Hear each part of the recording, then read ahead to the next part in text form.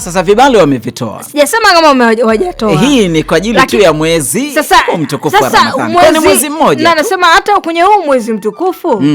Wako watu ambao wanakuja kwa ajili ya kutalii. Unanielewa sijui. Yaani kuna mtu ndio muda nafasi yake amepata.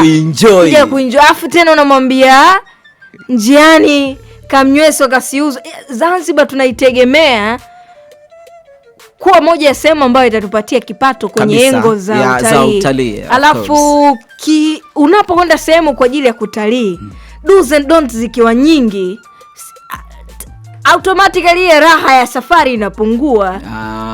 Okay. Kwa hiyo mimi ni kama nakuelewa, yani umetoka unaenda sehemu kwa ajili ya labda kama Fungate. Umetoka mbali. Yes, unaenda kwa ajili ya Fungate. Umesafiri kutoka mataifa ya mbali. Unafika kwenye nchi unaambiwa bana uruhusiwi kutumia simu ya mkononi huku. Uruhusiwi kufanyaje?